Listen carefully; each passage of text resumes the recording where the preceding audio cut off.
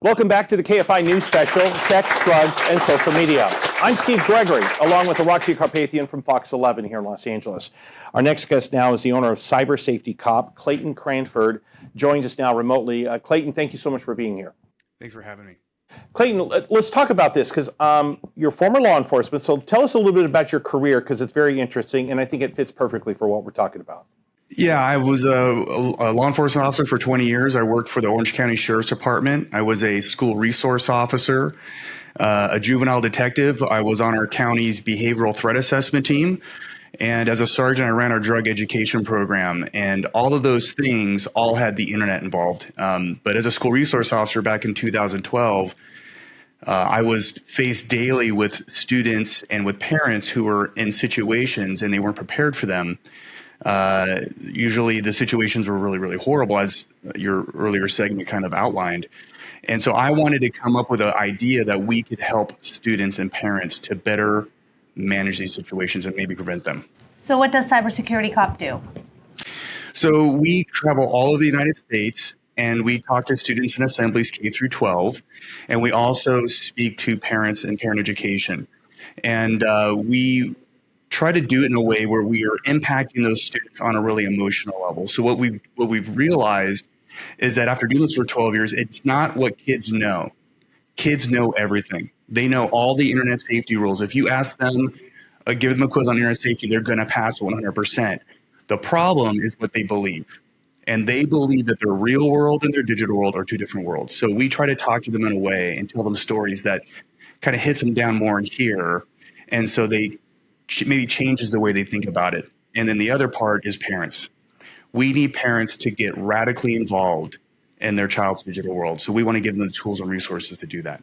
You know, we had a question from the audience with our previous guest talking about the interaction with school districts and parents. And, you know, this is a time now where parents seem to be either overly aggressively involved in what's going on at their schools, or they're still pretty passive about it. What are you experiencing with school districts that once you've counseled about, you know, that interaction between the district and the parent? Because sometimes those two things never align. Well, I think parents just don't know what they don't know. And maybe that's the biggest issue, because it's not mandatory. They don't have to bring me or one of my instructors to their school and talk to the parents. Many do because they're concerned about this issue. But the problem is that even when they have these opportunities, parents aren't coming. Parents don't think this is a problem. They don't think their child's going to be a victim. And this is a fundamental misbelief. They need to understand, every parent needs to understand that you have a great kid, but under the right set of circumstances online, they can be a victim.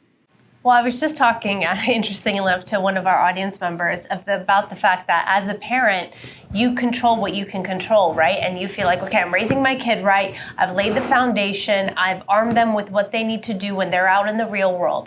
What becomes complicated and difficult and scary all in one is when outside forces now have influence over your child, and that you can't control, right? So now you're in a situation where maybe you did everything right, but out there in the world, they can easily take the wrong path. I know a lot of parents who did everything right and their child was a victim. And what I mean by everything right is that they love their child, they talk to their kid, but they're missing a couple of pieces. So one thing is have a conversation with your child so that they feel that they can talk to you and ask for help. But also, you need to cover certain issues about sexting. What are these, sextortion looks like? You need to have those conversations. And the other piece is understand what's actually happening. So turn on parental controls, install an application on their device that runs in the background and looks for problems. We recommend an app called RPact. It's one of the simplest and most important things you can do as a parent, because your kid could be in a situation, make one bad choice, right? They send that image they shouldn't send. Now they can't get it back. And I've had a parent who had a kid who did that at 10 p.m. And because they were bombarded with messages from this extorter for hours, by 6 a.m., their child took their own life. That parent could have made a difference if they knew what was going on. So it's beyond just what your child knows or those conversations you had, which are important. but you need to be able to intercede. And maybe the only way to do that is having that kind of firsthand knowledge what's going on with their device. Clayton, talk about that. You made reference to is it an app or software? Yeah, it's an app. It's called OurPact, OurPact. Got it. And it's really a no-brainer. Like literally for the cost of one Starbucks run a month, you can keep your kids safe. It'll grab screenshots. It will analyze what they're doing. It will let you know. And maybe that's the most important thing. All of my stories boil down to a good kid who made a bad choice and a parent who did not know what was going on. Well, I think also, technology is developing at a rapid pace, faster than we can keep up with, right? And so now we're exposed to so much more at such a level that it's hard to fathom what's happening and understand what's happening. And so what happens is sometimes, you're right, we become passive, or we think it won't happen to us until it does. So I think the theme that I've noticed with the guests we've had thus far is that we can't wait for something to happen and then react to it. We have to really take this proactive approach and prevent anything before it actually happens. And that comes on us as parents. That's our job now, to arm ourselves with the tools that are out there.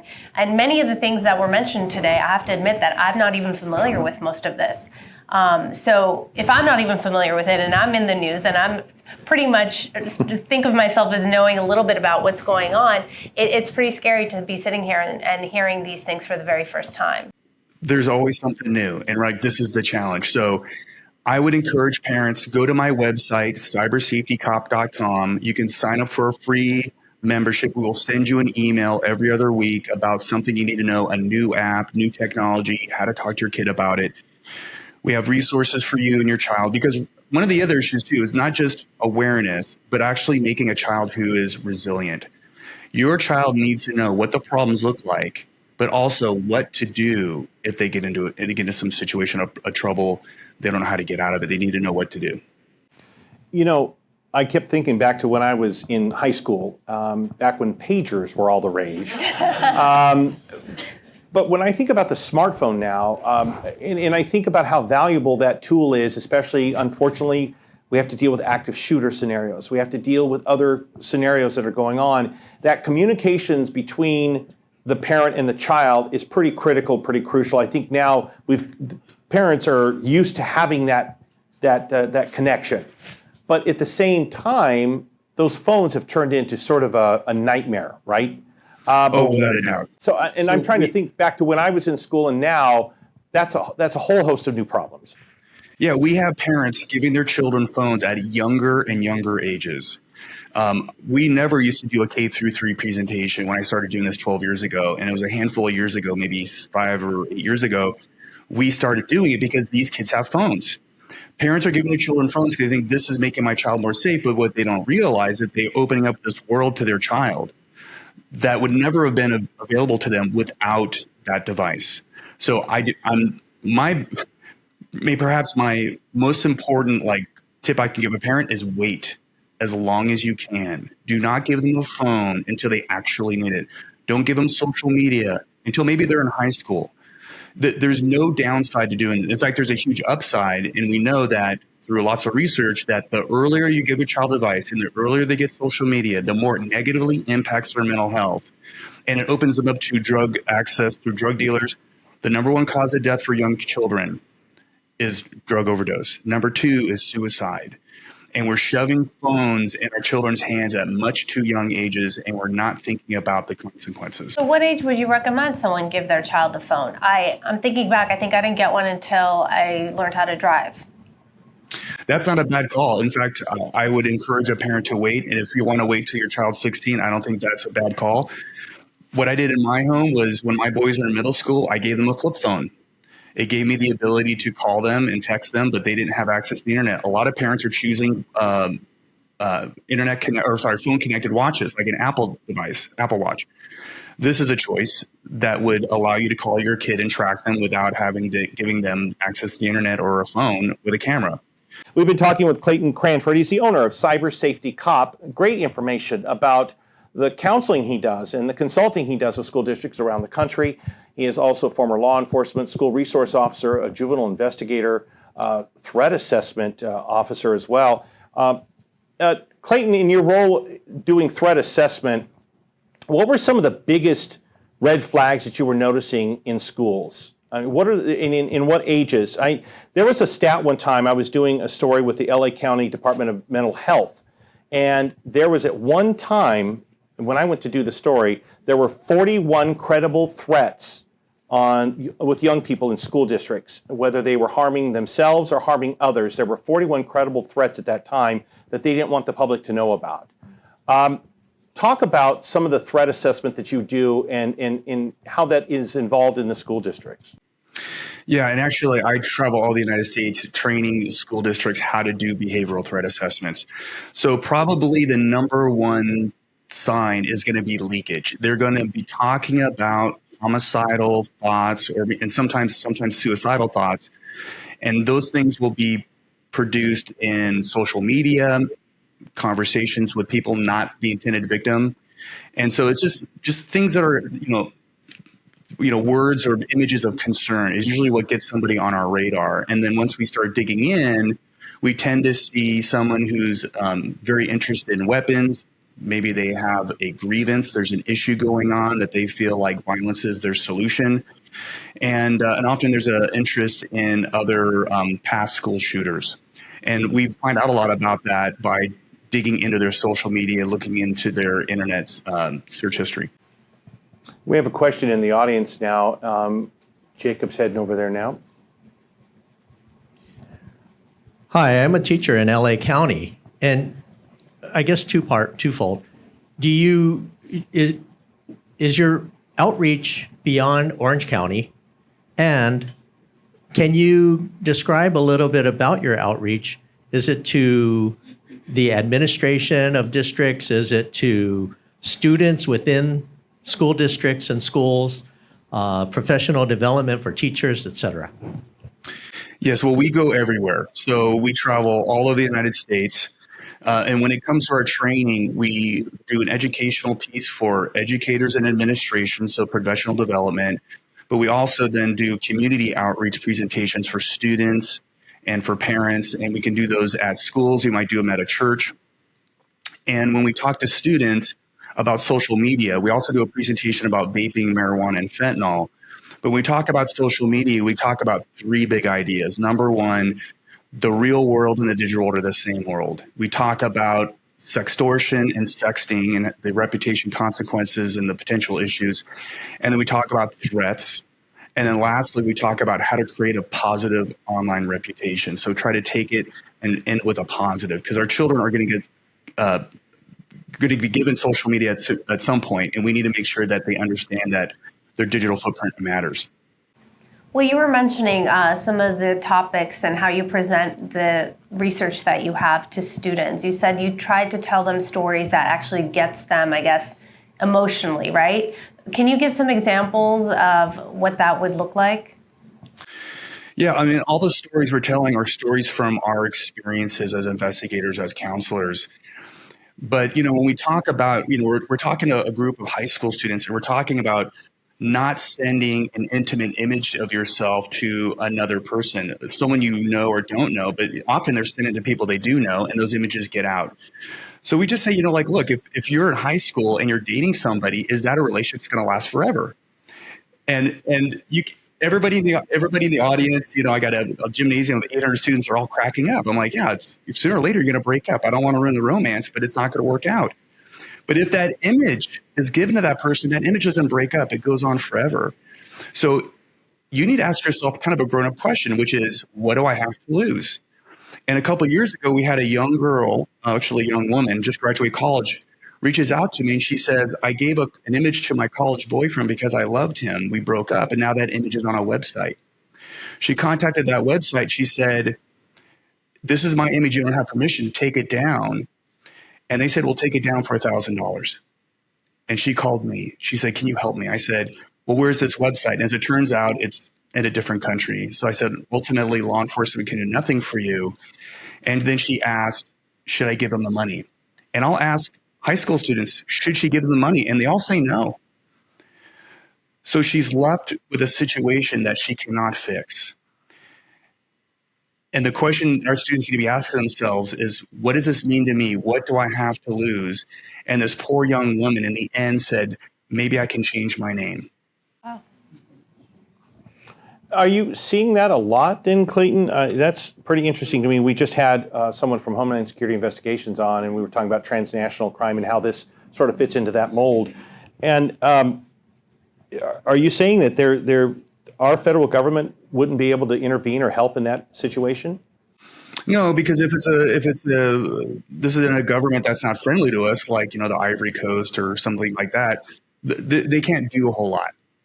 So I think, in fact, this one was in a Southeast Asia country. But the point is that getting something down is going to be nearly impossible. And the problem is our children can't think about what's happening next. They're thinking about how do I feel right now? They have underdeveloped prefrontal cortexes. They're really kind of bound up with their dopamine, like what makes me feel good right now and what's exhilarating. And they're more likely to make just bad decisions because they're taking risks and chances. And unfortunately, these risks and chances now last forever. Well, most of the time, young people are living for the present, right? Very few of them are thinking long-term in the future. But Steve mentioned the pagers, and it made me think about when I was growing up. And in a junior high and high school, we had the program DARE. And I'm sure you're familiar with DARE, being former law enforcement yourself, and what a program that was and how much that has changed to now what you're going to schools and talking to them about. And the most exciting thing for us was we had one of our students who had a cigar burn, I remember, on his arm. And so he would show these younger students when we go to speak to the kids about, don't smoke, don't do drugs, don't drink. That was the extent of it. He would show his little cigar burn and everyone would be just so shocked by it. And it was enough to seal the deal, like maybe you should stay away from cigarettes and smoking. But now we're talking about something completely different, and it's almost hard to understand how to approach it because we never dealt with this. Most of us in this room have no idea still what's going on out there. I had Polaroids. Yeah, or you did things, when you were a kid, and now it's just a rumor because there was no social media when we were kids. No, the message of DARE, which was meant in the best possible way, which was just don't do drugs, didn't work. If you tell a child drugs are bad, the first time they try drugs, that's not their experience. Their experience is that they're amazing, right? The reason people do drugs is because they feel good. The reason why people share nude images with other people online is because it's exciting. There's a lot of dopamine happening here. The conversation we have with our children is a real conversation, which is immediately this is the payoff. The payoff is dopamine. But the long-term consequences, those are what we need to talk about. The rest of that story.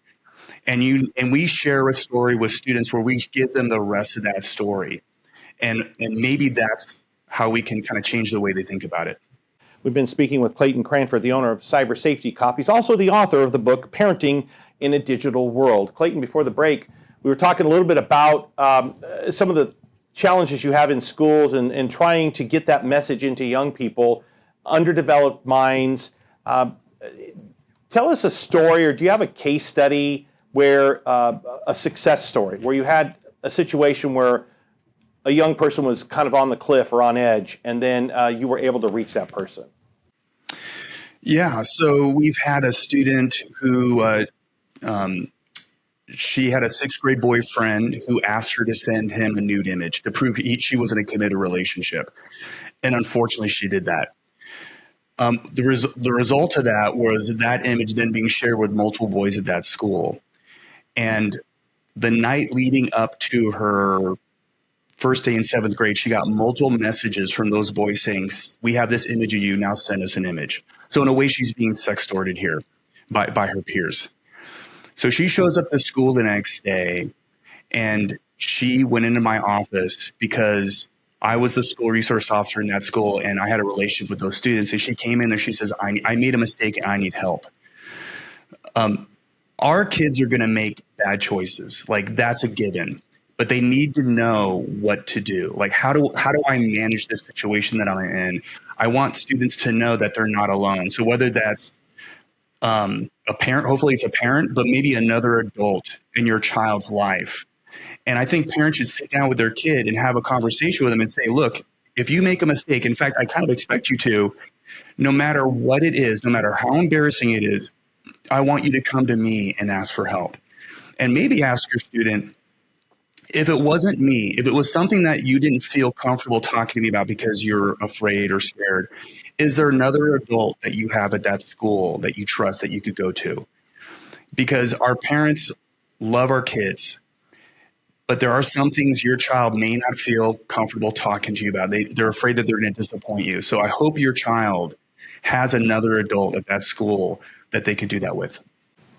From your experience, what is the number one thing or situation that you're constantly dealing with? Is there one specific type of a case that repeats itself, like a trend? Well, yeah. I mean, there's just a lot of mean, rude, and negative stuff happening online. And this is what children call the drama. Like if you ask a kid, what's going on, they'll say, well, it's just a bunch of drama. So no child online, no child on social media is going to be unaffected. You think, well, my kid doesn't have, Snapchat, they don't have all this stuff. But if they're online, they are swimming around in this stuff, and it is going to affect them. And so they need to be able to, you need to talk to them. They need to be able to talk to somebody about it. But then it can escalate into some pretty rough stuff.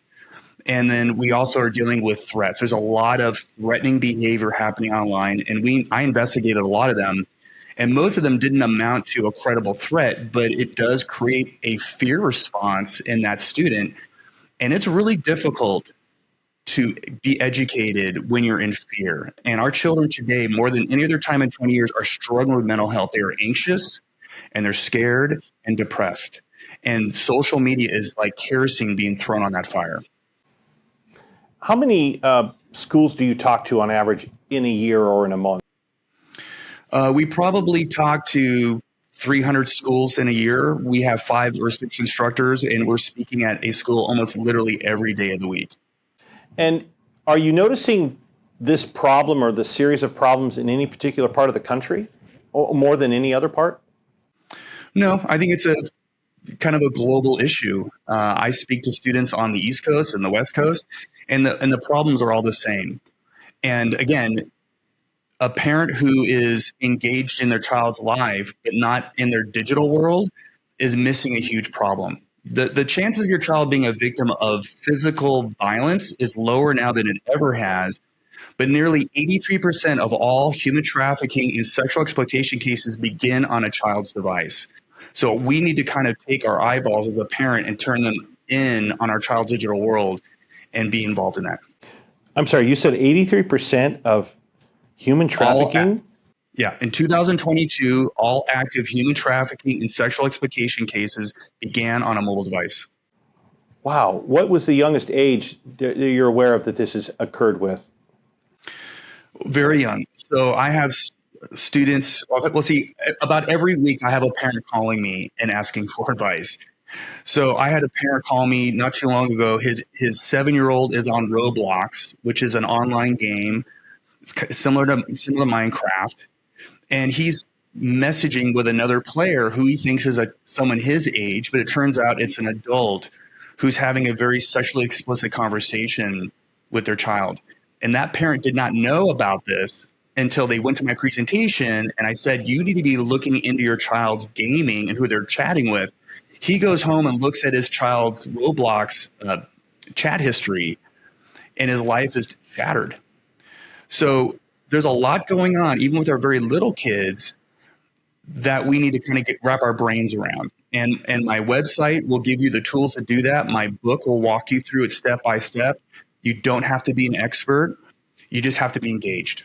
Well, I'm glad you mentioned gaming, because one of our audience members was asking about that very topic. In fact, if you would like to ask your question right now, Jacob, if we could get he walked away. Jacob walked away, yeah. Tell me the question and I'll... So just how to be aware of the dangers of gaming. So we have a 16-year-old male, and I want to know how to not investigate, but be aware of his conversation, his activity on Fortnite, on Call of Duty, whatever. Okay, so the question is, they have a 16-year-old boy, and they want to know how to be aware of the dangers of gaming.